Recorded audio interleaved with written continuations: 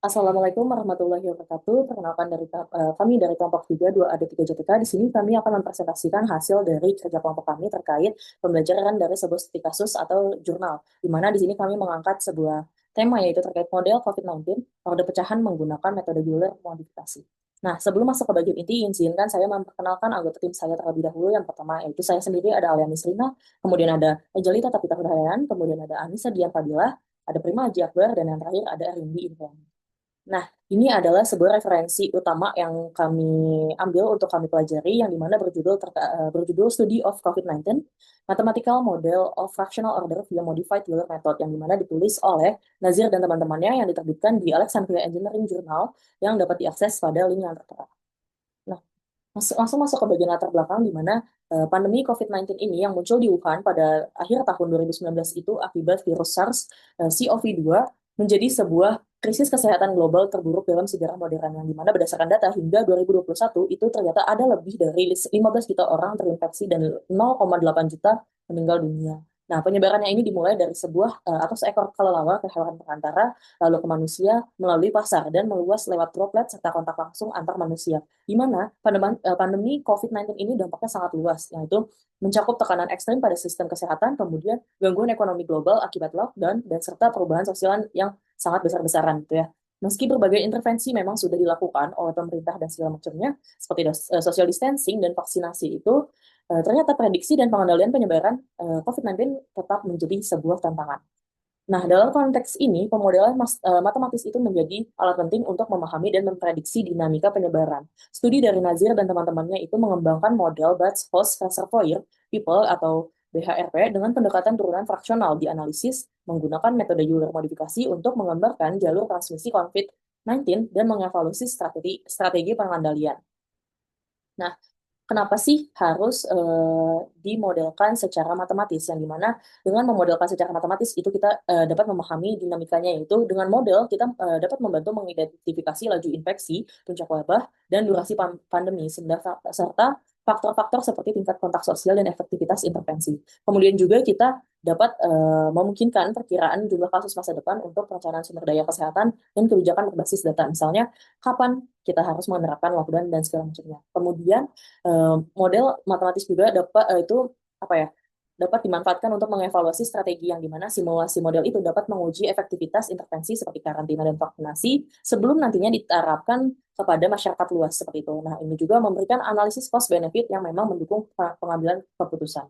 Nah, tadi sudah disebutkan sebelumnya bahwa memang ada beberapa tantangan untuk memahami penyebarannya. Yang salah satunya itu yang pertama terkait kompleksitas transmisi, di mana penyakit ini melibatkan rantai transmisi dari kelelawar ke inang perantara, reservoir, dan manusia dipengaruhi oleh mobilitas, kepadatan populasi, dan perilaku sosial.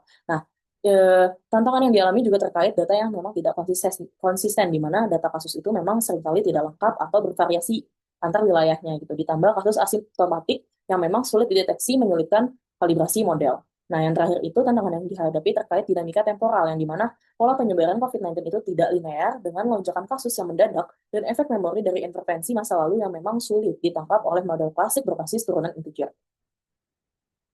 Oke, permasalahan yang diuji studi pada jurnal yaitu terkait memodelkan transmisi COVID-19 dari kelelawar ke manusia, menganalisis titik kesetimbangan penyakit bebas penyakit yaitu DFE, dan menghitung bilangan reproduksi dasar. Kemudian menerapkan metode Euler modifikasi untuk menyelesaikan mode BHRP secara numerik dengan fokus pada stabilitas dan konvergensi solusi. Kemudian juga mereka fokus untuk menyelidiki bagaimana variasi order fraksional mempengaruhi laju penyebaran dan durasi wabah, mencari nilai optimal yang sesuai dengan data Wuhan.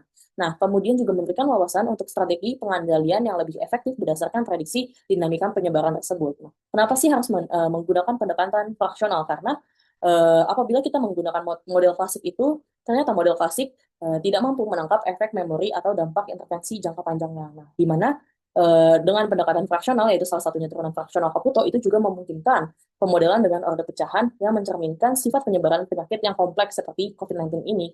Nah, ini juga diselesaikan secara numerik menggunakan metode Euler yang dimodifikasi untuk hasil yang memang lebih akurat, di mana metode Euler tadi itu dimodifikasi diterapkan untuk menyelesaikan sistem persamaan diferensial fraksional mengeksplorasi pengaruh order fraksional terhadap dinamika pandemi gitu ya. Mungkin untuk lebih jelasnya akan dijelaskan oleh teman-teman saya yang lain. Melanjutkan presentasi dari teman saya, studi kasus kami mengacu pada Journal Study of COVID-19 Mathematical Model of Fractional Order via Modified Euler Method oleh Nazir et al. Yang diterbitkan dalam Alexandria Engineering Journal tahun 2021. Penelitian ini mengembangkan model BHRP dengan turunan fraksional Caputo dan menerapkan metode Euler modifikasi untuk solusi numeriknya. Model BHRP sendiri adalah atau singkatan dari Butts Hot Reservoir People menggambarkan jalur transmisi virus dari kelelawar sebagai sumber asal, melalui inang perantara dan reservoir lingkungan hingga ke populasi manusia. Populasi manusianya sendiri dibagi menjadi beberapa kelompok, yaitu ada rentan, terpapar, terinfeksi bergejala, terinfeksi tanpa gejala, dan sembuh atau meninggal, serta reservoir virus lingkungan. Dalam studi kasus ini, kami menganalisis 3 masalah utama. Yang pertama adalah bagaimana model BHRP dengan turunan fraksional merepresentasikan dinamika COVID-19, termasuk analisis titik kesetimbangan dan bilangan reproduksi dasar. Kedua, penerapan metode Euler modifikasi untuk sistem persamaan diferensial fraksional. Ketiga adalah pengaruh variasi fraksional terhadap prediksi penyebaran. Untuk menjaga fokus, kami membatasi analisis pada model BHRP dengan parameter awal dari data Wuhan, menggunakan metode Euler modifikasi, dan melakukan simulasi untuk berbagai nilai order fraksional antara 0 dan 1 tanpa memasukkan intervensi seperti vaksinasi dalam model dasar. Signifikansi studi kasus ini terletak pada kontribusi akademisnya dalam aplikasi keturunan fraksional untuk epidemiologi, relevansi praktisnya dalam menyediakan prediksi yang lebih akurat, implikasi untuk kebijakan kesehatan, nilai pedagogisnya dalam mengaitkan teori dengan masalah nyata, serta potensinya sebagai landasan untuk model yang lebih canggih di masa depan. Demikian dari bagian dari saya, selanjutnya akan dilanjutkan oleh rekan saya. Terima kasih. Baik, Assalamualaikum warahmatullahi wabarakatuh. Perkenalkan, nama saya Anissa Dian Fadila dengan 3 digit NIM akhir 004. Baik, di sini saya akan melanjutkan penjelasan dari rekan saya, khususnya menjelaskan bagian metodologi penyelesaian model COVID-19 order fraksional. Baik, untuk metodologinya sendiri, kami menggunakan model BRP dengan tujuan fraksional Caputo. Tujuannya ini menangkap efek memori. Nah, jadi nanti akan kami representasikan dinamika yang lebih realistisnya. Nah, ini untuk formulasi model matematika yang kami gunakan. Kami ini menggunakan persamaan diferensial fraksional dengan order eta. Nah, seperti ini, dan misalkan nih, untuk laju perubahan dari SP SPT sama dengan, jadi lambda P dikurangi MP dikali SP ditambah beta P dikali SP dikali IP ditambah KP minus beta W dikali SP dikali W, seperti itu. Nah, kemudian ini untuk representasi alternatif dan analisis kualitatifnya. Untuk modelnya ini direpresentasikan sebagai vektor di mana turunan komputer orde eta dari VT sama dengan HT VT dengan V0 sama dengan V0. Untuk daerah kelayakannya ini omega untuk memastikan solusinya ini realistis, di mana VT-nya ini kurang dari atau sama dengan lambda P dibagi epsilon ditambah gamma P ditambah gamma P ditambah MP ditambah gamma P ditambah lambda P ditambah lambda P. Nah, ini tuh namun ada keterbatasannya seperti asumsi homogenitas dan juga ketergantungan data Wuhan tanpa adanya intervensi, seperti itu. Nah, baik, ini untuk selanjutnya titik kesetimbangan dan bilangan reproduksi. Titik kesetimbangan bebas penyakit N0 adalah lambda P dibagi MP, diikuti dengan 0 untuk kompartemen lainnya. Kemudian bilangan reproduksi dasar R0 ini dihitung sebagai beta P dikali lambda P, kemudian dikali 1 dikurang delta P om P, kemudian ditambah beta W dikali lambda P dikali lambda P dikalikan 1 minus delta P dikali om P. Semuanya ini dibagi dengan MP dikali 1 min delta P dikali WP ditambah delta P om P ditambah MP, kemudian dikalikan gamma P ditambah MP. Nah, jika R0-nya ini kurang dari 1, maka wabahnya stabil. Jika lebih dari 1, maka wabahnya tidak stabil atau menyebar. Nah, kemudian ini hasil teoritis dan stabilitasnya. Hasil teoritis ini menggunakan teori titik tetap yang menyatakan Vt-nya ini sama dengan V0 ditambah 1 per gamma eta dikalikan diferensial integral dari 0 sampai T dari T minus si pangkat eta min 1 H si visi diferensial si. Untuk stabilitas Hertz ulamnya, ini tuh memastikan K yang dimana T pangkat eta dibagi gamma eta plus 1 dikali K dikurang yang dimana kurang dari 1. Yang ini tuh menjamin solusinya ini stabil terhadap gangguan kecil seperti itu. Nah, ini untuk pengembangan algoritma Euler yang modifikasinya. Jadi kami ini mengembangkan algoritma Euler modifikasi dengan membagi interval waktunya ini menjadi langkah H, lalu menggunakan rumus V TK plus 1 sama dengan VTK ditambah H TK VTK, kemudian dikalikan H pangkat gamma dibagi gamma plus 1. Seperti itu, iterasi ininya ini diulang hingga akhir. Ini untuk cuplikan kode yang menunjukkan faktor ini, dan pembaruan S yakni menggunakan ini H gamma faktor gitu. Nah, ini untuk implementasi dalam VBA-nya. Jadi pembacaan parameter dari seed input. Eksekusi prosedur utamanya ini solve COVID fractional model di sini. Nah, jadi implementasinya ini menggunakan parameter seperti ada KP, gamma, yang dimana ini tuh diambil dari seed input. Nah, kemudian untuk prosedur yang dijalankan ini solve COVID fractional model seperti itu. Untuk lebih jelasnya nanti akan dijelaskan oleh rekan saya di bagian implementasi. Nah, kemudian ini untuk analisis parameter dan interpretasi hasilnya sendiri. Nah, jadi kami ini menganalisis parameter seperti ada beta P, beta P, kemudian eta dengan variasinya ini plus minus 10%, plus minus 20%. Nah, untuk interpretasinya ini meliputi ada visualisasi plot dinamika, kemudian perbandingan dengan data Wuhan, kemudian analisis kualitatif seperti puncak infeksinya dan R0-nya, kemudian yang terakhir ada verifikasi dengan mengubah H untuk memeriksa errornya, seperti itu. Sekian yang bisa saya jelaskan, untuk penjelasan selanjutnya akan dijelaskan oleh rekan saya. Sekian, terima kasih. Assalamualaikum warahmatullahi wabarakatuh. Perkenalkan, nama saya Prima Haji Akbar dengan 3 digit NIM akhir 025. Selanjutnya ke pembahasan implementasi dan analisis dari model COVID-19 menggunakan metode Euler ini.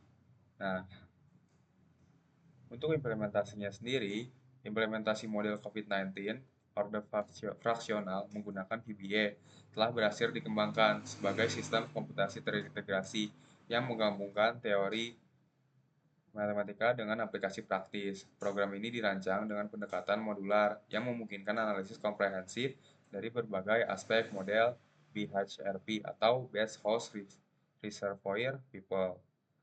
Nah, jadi arsitektur program itu yang kami buat sebenarnya untuk membuat mirip gitu dari artikel aslinya. Itu ada beberapa komponen fundamental yang saling terkait. Pertama ada fungsi gamma. Nah, itu tuh kami mengimplementasikan aproksimasi Lanczos untuk menghitung nilai R Y plus 1 dengan akurasi tinggi. Nah, fungsi ini menjadi fondasi matematis untuk perhitungan koefisien yang dipakai dalam metode Euler modifikasi. Nah, implementasi ini penting karena fungsi gamma tidak tersedia secara natif di dalam VBA, jadi harus dibuat manual fungsinya. Nah, terus juga selanjutnya ini ada hasil dari program implementasi metode Euler modifikasi yang telah diadaptasi untuk persamaan diferensial fraksional. Algoritma ini diintegrasikan berdasarkan 6 persamaan simultan yang menggambarkan dinamika populasi dalam model BHRP, yang dimana itu di dalam nilai dalam setiap atribut yang ada di tabel ini tuh diambil dari persamaan diferensial fraksional yang dihitung terus-menerus. Nah, ini tuh ada sebagian hasil dari running code-nya gitu, hasil di tabelnya. Sebenarnya itu ada sekitar ribuan untuk hasil dari persamaan diferensial ini. Selanjutnya.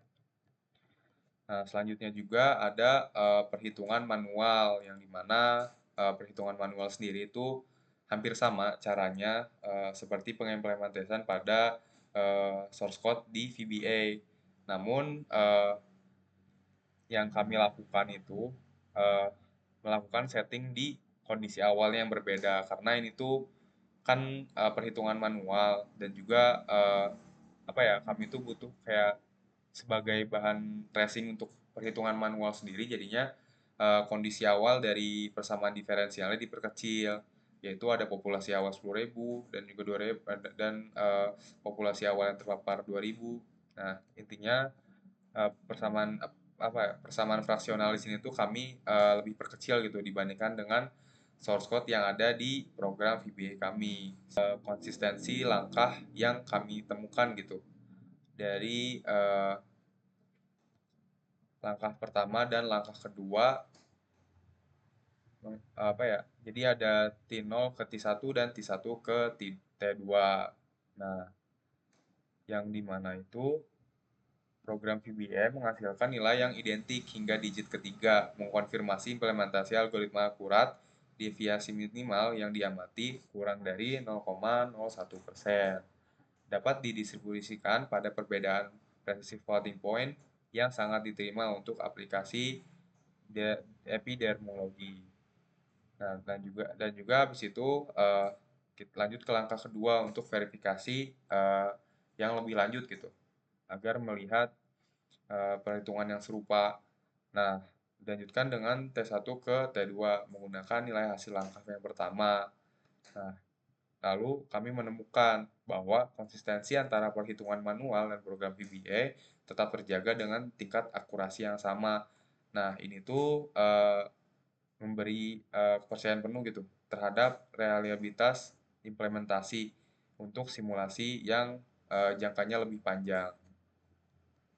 Nah, selanjutnya ada perhitungan manual RO atau CRO, ini tuh bisa disebut perhitungan bilangan reproduksi dasar, yang dimana maksud dari reproduksi dasar yang dipakai di sini itu untuk menentukan apakah wabah akan menyebar atau mereda, yang kami temukan dengan formula ini, yaitu RO sama dengan 0,423, atau 0,423 sendiri itu kurang dari 1, yang dimana ini tuh bisa diambil kesimpulan gitu, setiap individu terinfeksi rata-rata hanya akan menginfeksi 0,423 individu yang lain, sehingga jumlah kasus akan menurun dari waktu ke waktu. Nah, oke, yang kami temukan di sini yaitu ada populasi rentan gitu.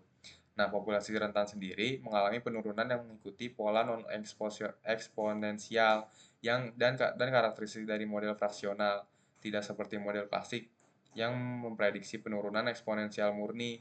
Model fraksional menunjukkan penurunan yang lebih gradual dengan ekor yang lebih panjang. Populasi rentan turun dari 10.000 menjadi sekitar 7.500 pada akhir simulasi. Nah, ini tuh nunjukin bahwa sebagian besar populasi tetap rentan karena transmisi yang terbatas. Selanjutnya juga ada dari nilai EP gitu.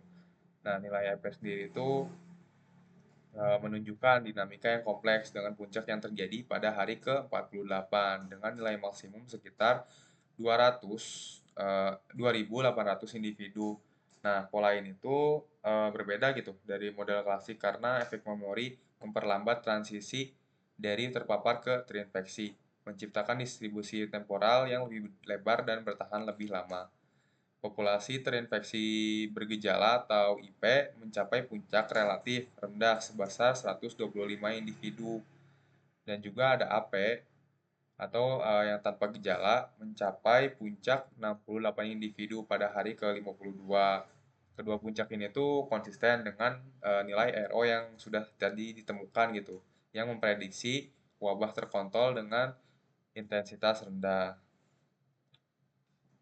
Nah, yang terakhir itu ada RP, yang dimana bisa diambil kesimpulannya dari si RP ini atau tingkat kesembuhan gitu. Itu nunjukin gitu kalau misalnya pertumbuhan asimptotik yang mencapai sekitar 1.200 individu pada akhir simulasi. Eh, dari hasil yang telah diperoleh gitu, Reservoir mencapai puncak pada hari ke-46 dengan konsentrasi sekitar 5.200 unit virus, sedikit lebih awal dari puncak populasi terinfeksi bergejala. Hal ini mengindikasikan bahwa kontaminasi lingkungan mendahului dari hasil yang kami temukan melalui grafik yang dihasilkan oleh program. Dikonfirmasi gitu bahwa nilai Y yang lebih kecil menghasilkan efek memori yang lebih kuat, di mana sistem mengingat lebih lama interaksi sebelumnya. Hal ini menghasilkan penyebaran yang lebih lambat, namun lebih bertahan gitu. Kami ditunjukkan gitu dari grafik yang udah di output dari running program. Nah, ini tuh nunjukin 100% titik solusi berada dalam batas yang didefinisikan secara teoritis. Batas atas populasi dihitung sebagai berikut, yang dimana analisis ini tuh mengungkap hierarki pengaruh parameter terhadap dinamika model, memberi wawasan strategis untuk prioritas pengendalian epidemi, dan fokus penelitian parameter estimasi. Nah, hasil analisis nunjukin gitu kalau misalnya parameter BP atau tingkat transmisi antar manusia memiliki sensitivitas tinggi dengan indeks 18,7%, yang dikonfirmasikan pentingnya physical distancing dalam pengendalian. Parameter order fraksional Y menempati posisi kedua dengan 14,3%, menunjukkan kritikalnya pemilihan model yang tepat untuk prediksi yang akurat. Selanjutnya juga ada transmisi dari reservoir atau BW. Nah, ini tuh berkontribusi sebesar 11,2% terhadap variabilitas atau mengindikasikan signifikansi environmental transmission dan pentingnya sanitasi lingkungan. Selanjutnya ada perbandingan kurva dengan berbagai strategi pengendalian gitu, yang dimana di sini juga ada grafik dari efektivitas strategi pengendaliannya sendiri. Dan terdapat beberapa strategi yang bisa kami ambil kesimpulannya. Yang pertama ada social distancing sebesar 50%, lalu ada karantina 70%, vaksinasi 0,5% per hari, dan juga kombinasi. Nah, yang dimana social distancing dengan intensitas 50% menunjukkan efektivitas tertinggi sebagai single intervention, mengurangi puncak infeksi sebesar 45,8% dan total kasus sebesar 38,2%. Karantina pasien terinfeksi dengan efektivitas 70% memberikan hasil yang kompetitif namun dengan implementasi potentially lebih challenging. Nah, dan juga kedua ada vaksinasi dengan tingkat 0,5% populasi per hari, menunjukkan efek yang more gradual namun sustainable dalam jangka panjang. Yang most impressive dalam strategi kombinasi yang mengintegrasikan social distancing moderat 30%, karantina efektif 50%, dan vaksinasi berkelanjutan 0,3% per hari, memberikan hasil yang optimal dengan 62,4% reduksi puncak dan 56,8% reduksi total kasus. Sekian dari analisis dan implementasi program terhadap model COVID-19 menggunakan metode Euler modifikasi ini. Assalamualaikum warahmatullahi wabarakatuh. Saya Ridi Triani dari kelas 2 AD3 akan mempresentasikan temuan-temuan penting dari studi kasus model COVID-19 order pecahan menggunakan metode Euler modifikasi. Berdasarkan simulasi dan analisis yang telah kami lakukan, ada beberapa hasil menarik yang ingin saya sampaikan. Mari kita bahas satu persatu. Temuan yang pertama yang sangat signifikan adalah tentang efek memori dalam penyebaran COVID-19. Berbeda dengan model konvensional, model order pecahan mempertimbangkan bagaimana kejadian-kejadian sebelumnya terus mempengaruhi kondisi saat ini. Hasilnya, pola penyebaran yang kami dapatkan lebih realistis, lebih lambat tetapi bertahan lebih lama. Maka ini sebenarnya sejalan dengan yang terjadi di dunia nyata, di mana COVID-19 tidak langsung menghilang setelah puncak pandemi. Model ini juga berhasil merepresentasikan heterogenitas populasi, seperti variasi tingkat kepatuhan protokol, perbedaan kerentanan, dan mobilitas masyarakat. Aspek-aspek ini biasanya sulit ditangkap oleh model standar atau model konvensional. Pada tabel ini, kami mengeksplorasi pengaruh nilai order fraksional gamma terhadap dinamika penyebaran. Hasilnya sungguh menarik. Ketika gamma sama dengan 0,80, efek memori sangat kuat, sehingga puncak pandemi tertunda hingga hari ke-68. Dan ini menyerupai situasi di mana virus menyebar secara perlahan namun persisten dalam populasi. Seiring peningkatan nilai gamma, efek memori semakin berkurang. Pada gamma 1,00 yang merepresentasikan model klasik, penyebaran terjadi sangat cepat dengan puncak tinggi pada hari ke-42, tetapi juga cepat menurun. Hal ini menjelaskan mengapa model tradisional sering terlalu optimis dalam prediksi berakhirnya pandemi, karena tidak memperhitungkan efek memori yang memperpanjang fase endemik. Nah, diagram ini menunjukkan parameter mana yang paling berpengaruh terhadap dinamika penyebaran. Parameter beta P, yaitu tingkat penularan antar manusia, memiliki pengaruh terbesar sebanyak 18,7%. Ini membuktikan bahwa physical distancing memang merupakan cara paling efektif untuk menekan penyebaran. Yang menarik, parameter gamma atau order fraksional berada di posisi kedua dengan pengaruh 14,3%. Ini menunjukkan bahwa pemilihan model yang tepat sama pentingnya dengan pengumpulan data yang akurat. Dengan model yang tidak tepat, hasil prediksi bisa jauh melenceng meskipun data yang dimiliki sangatlah baik. Lalu selanjutnya ada parameter beta W yang mewakili penularan dari lingkungan ke manusia. Dan ini berkontribusi sebanyak 11,2%. Dan ini menunjukkan pentingnya sanitasi lingkungan dan disinfeksi area publik, meskipun prioritasnya masih di bawah pembatasan kontak antar manusia atau physical distancing. Nah, hasil simulasi ini juga memberikan perbandingan efektivitas berbagai strategi pengendalian. Misalkan di sini ada social distancing atau physical distancing dengan intensitas sebanyak 50% kurang lebih terbukti dapat mengurangi puncak infeksi hingga 45,8% dan total kasus sebesar 38,2%. Selain itu, puncak pandemi tertunda hingga 12 hari, yang mana ini tuh memberikan waktu tambahan untuk mempersiapkan sistem kesehatan. Selanjutnya di sini ada strategi karantina dengan efektivitas 70% juga menunjukkan hasil yang cukup baik dengan pengurangan puncak sebesar 41,3% dan total kasus 32,6%. Namun implementasinya lebih menantang karena membutuhkan kedisiplinan tinggi. Selanjutnya di sini ada vaksinasi dengan laju 0,5% dengan populasi per hari memberikan efek yang lebih gradual, mengurangi puncak 28,7% dan total kasus 22,1%. Meskipun dampaknya lebih lambat, perlindungan ini tetap bersifat jangka panjang. Nah, yang terakhir, yang paling mengesankan adalah strategi kombinasi. Gabungan ketiga pendekatan tersebut mampu mengurangi puncak infeksi hingga 62,4% dan total kasus 56,8%. Ini menunjukkan pentingnya pendekatan terintegrasi dalam penanganan pandemi, tidak hanya mengandalkan satu strategi saja. Selanjutnya, temuan menarik lainnya berkaitan dengan virus di lingkungan. Simulasi menunjukkan bahwa konsentrasi virus di permukaan dan udara mencapai puncak pada hari ke-46 lebih awal dari puncak kasus klinis yang terjadi pada hari ke-55.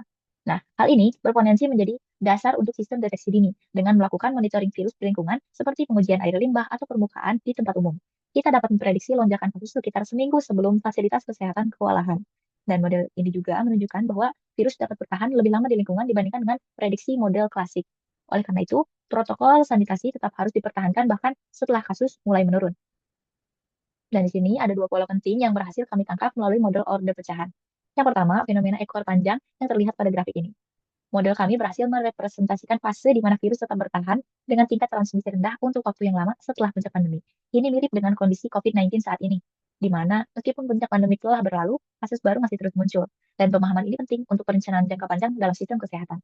Yang kedua, model kami menangkap pola pertumbuhan via sub-eksponensial di awal pandemi. Dan pola ini memang lebih akurat dibandingkan pola eksponensial murni yang diprediksi model klasik, yang cenderung memang melebih-lebihkan proyeksi pertumbuhan kasus di fase awal. Dengan demikian, model order pecahan memberikan dasar yang lebih realistis untuk perencanaan intervensi awal.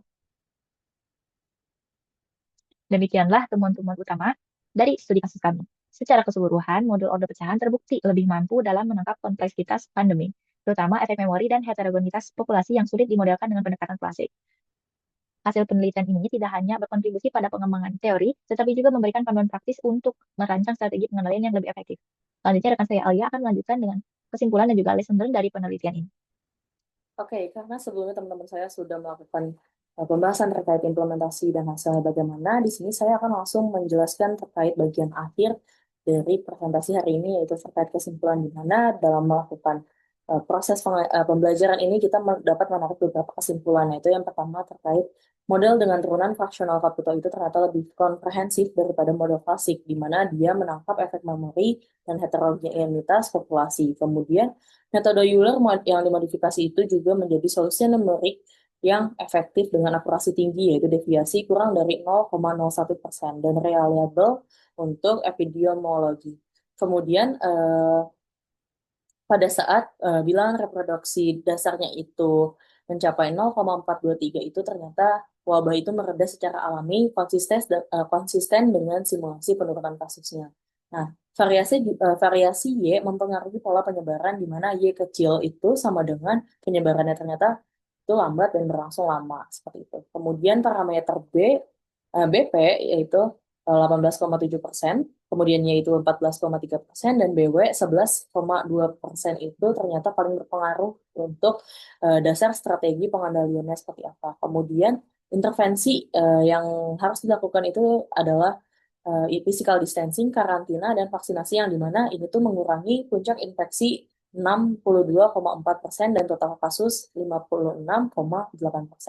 Selanjutnya adalah lesson learned yang dapat kami ambil dalam pembelajaran itu ini yang pertama terkait metode kalkulus fraksional di mana dia tuh ternyata memang kompleks tapi unggul dalam memodelkan efek memori dan dinamika jangka panjang. Kemudian pada saat kita menulis algoritma numerik itu sangat penting untuk memverifikasi kembali secara manual atau dilakukan validasi dengan VBA gitu untuk memastikan akurasinya. Kemudian untuk menganalisis sensitivitas itu kita juga harus memahami interaksi antara parameter dengan menekankan estimasi akurat dari data empiris yang ada.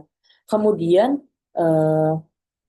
nilai praktis dari sebuah pemodelan itu ternyata evaluasi strategi pengandalian untuk menginformasikan keputusan berbasis bukti.